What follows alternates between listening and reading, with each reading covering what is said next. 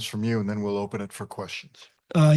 First off, hats off to UAB, their program, their players. That was a dynamic performance by Axel Lindeborg. As impressive as a game as I've seen in terms of what he did. So hats off to them and their program.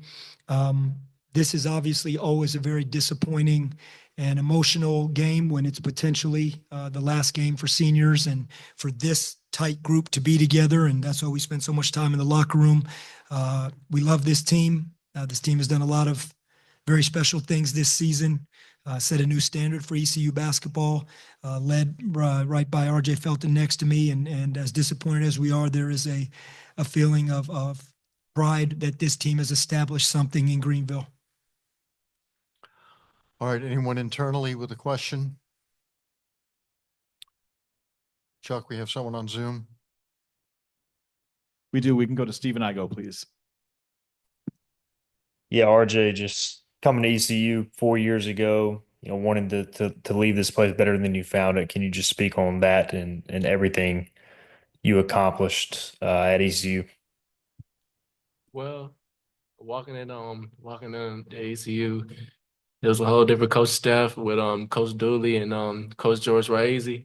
I still had the same mindset coming in. Like I want to win a championship or change the culture around here.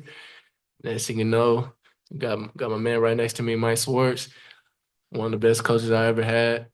So I would say with this coach staff, I really thank him a lot throughout my development, character development, and also becoming a better leader on and off the court. So I would say me staying here for my whole career, it's a huge success.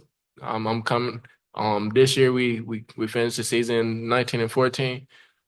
We got 10 conference wins in American. Something that nobody didn't really do. I would say this year was more of a success for me. Even though the outcomes of the game was, I would say, for further generation and for further teams, I would say I feel like we kind of changed the culture and bringing that mindset coming in for the new guys as well. Even with my departure of the seniors like Cam Hayes and CJ Walker, I would say it's a big up. And as my career is here, I didn't realize hard work pay off. I just came in here.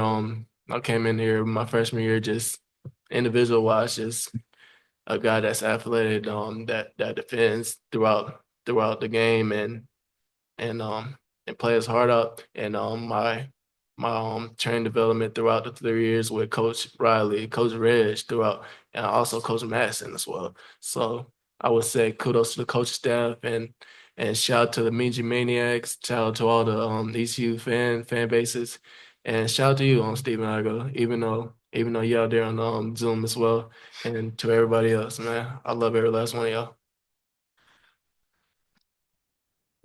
Awesome answer, RJ. Coach, I just want to follow up. You've been around a lot of great players, obviously. What will you remember most about RJ Felton specifically?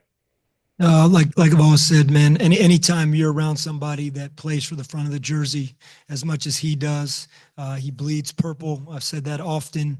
And, RJ's had so many special moments on the court, games that we'll remember, we'll be able to relive, we'll be able to think about just the performances he had. But some of the things that will always stick with me with someone like RJ is how much he cared about his teammates, somebody that when you can honestly be more aware of how your teammates are feeling and the guys sitting next to you in the locker room than you are yourself sometimes. That's RJ Felton. And so to me, that's a very special trait and characteristic for a big-time player to have. And he absolutely is a big-time player. But for someone to care about his teammates and the way other people are feeling, I think is very I think that's special. And then the other thing is, again, he alluded to his player development. When we came here with him, he trusted. There was a process. We talked about his development and what the foundation of ECU basketball was hopefully going to become. But you needed guys to put 2 feet into that and trust. And I remember my very first Zoom meeting before I was even on campus talking with RJ. And I remember meeting him for the first time, and he put 2 feet in right from the beginning and bought into that development process, both on and off the court. And I believe that is really something I'll remember, because when you're committed like that, great stuff happens, and great stuff happens to good people. And that's what happened to RJ. Go next to Brady Thomas, please. This one's for you, Coach Schwartz. Can you kind of just touch on how great ECU and all the guys played down the stretch in conference play and a historic season just in general for the Pirates?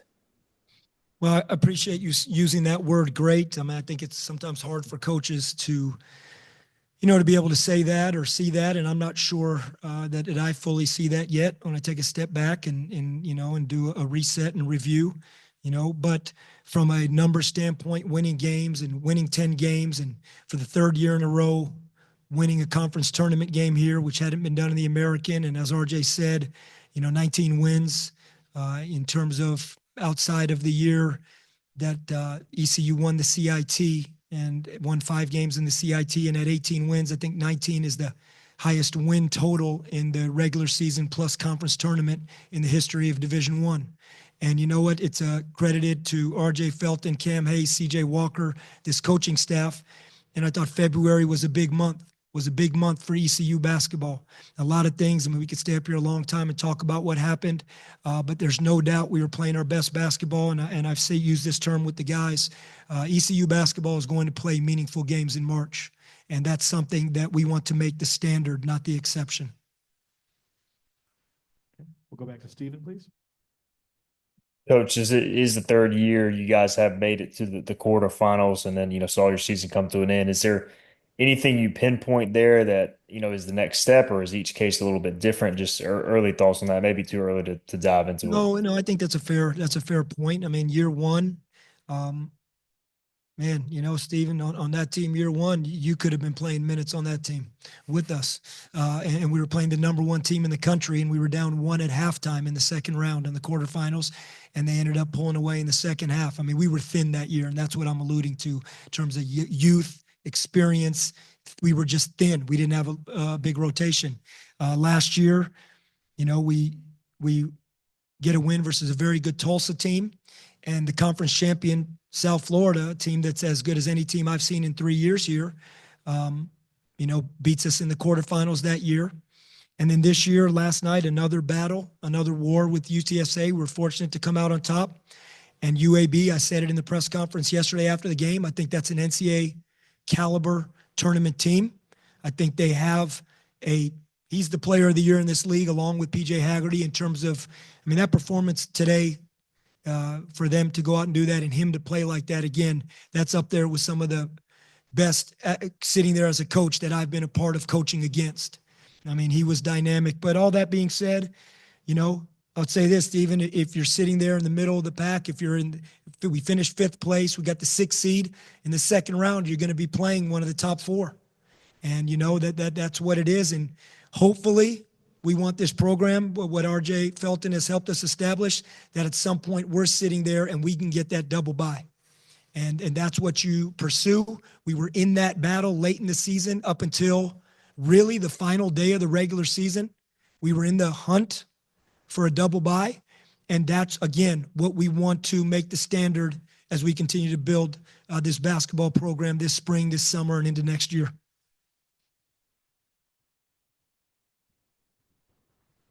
Any other questions?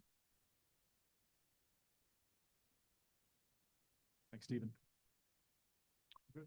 That's it. Coach, thank you. Oh, RJ, thank you very much. Appreciate Thank you, Stephen. guys. Thank Hey, you. appreciate it, RJ. Oh. Thanks, Coach. Thanks, RJ. Thank you, guys.